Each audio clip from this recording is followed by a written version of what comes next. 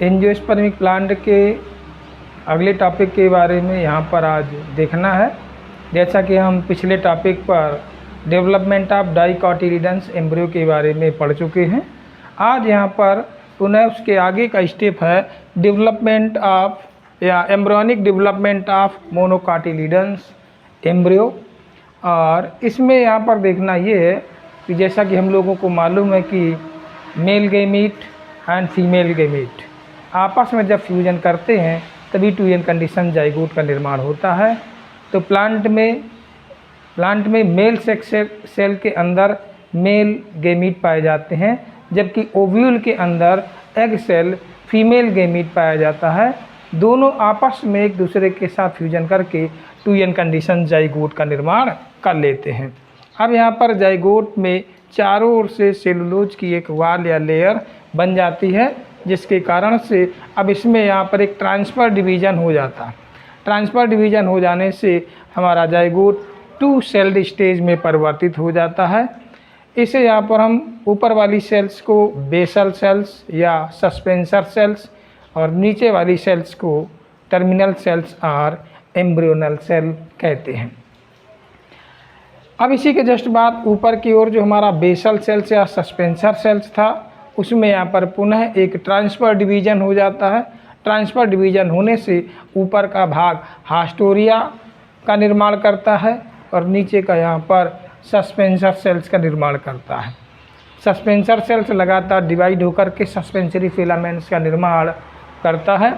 और इसी के बाद में यहाँ पर जो एम्ब्रियोनल सेल्स है, इस एम्ब्रियोनल सेल्स में एक वर्टिकल डिवीज़न होने से एक कोश का 2 बराबर भागों में डिवाइड होकर के 2 सेल प्रो एम्ब्रियो का निर्माण कर लेता है।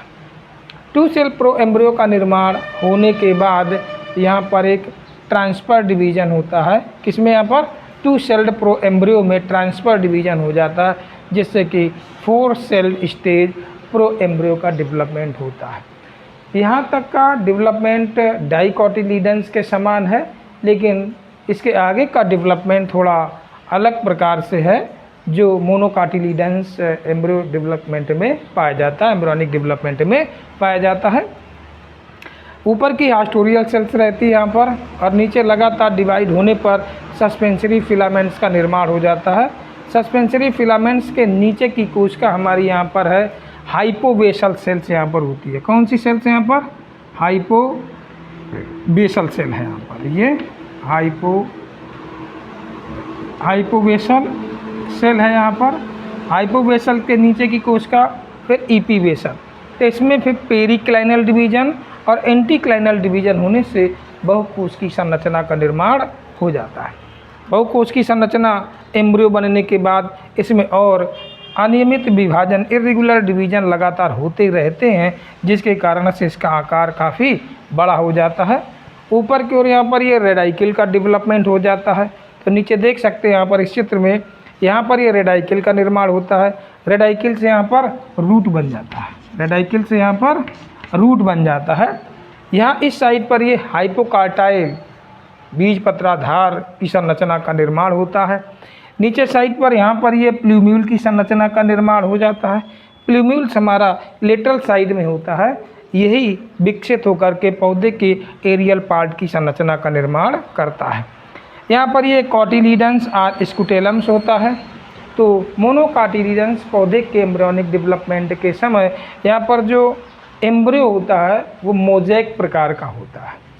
मोज़ेक प्रकार के एंडोस्पर्म में कुछ भाग स्टार्च युक्त होता है और कुछ भाग यहाँ पर शुगर युक्त होता है।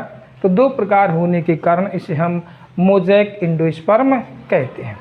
जैसा कि एंडोस्पर्म के बारे में हम वहाँ पर पढ़ चुके हैं, cellular endosperm, nuclear endosperm and हेलोवियल एंडोस्पर्म। उसी प्रकार से मक्का वगैरह एक बीजपत्री पौधों में यहाँ पर मोज़ेक एंडोस्पर्म पाया जाता है। और एक और प्रकार का एंडोस्पर्म देखने को वहाँ पर मिलता है सुपारी वगैरह में, रूमिनेंट एंडोस्पर्म। क्योंकि जो बाहरी भाग हमारा सुपारी को काट करके देखने पर मिलता है, सफ़ेद वाला भाग हमारा एंडोस्पर्म होता है, चॉकलेटी कलर का भाग हमारा जो है वो कोटिलीडन्स होता है, तो इंडोस्पर्म के अंदर कॉटिलिडनस भाग और कॉटिलिडनस भाग के अंदर इंडोस्पर्म होने की वजह से यह अलग प्रकार का दिखाई देता है। ऐसे इंडोस्पर्म को रूमिनेंट इंडोस्पर्म कहते हैं। तो एम्ब्रियोस्पर्मिक प्लांट में मुख्य रूप से 5 प्रकार के इंडोस्पर्म पाए जाते हैं।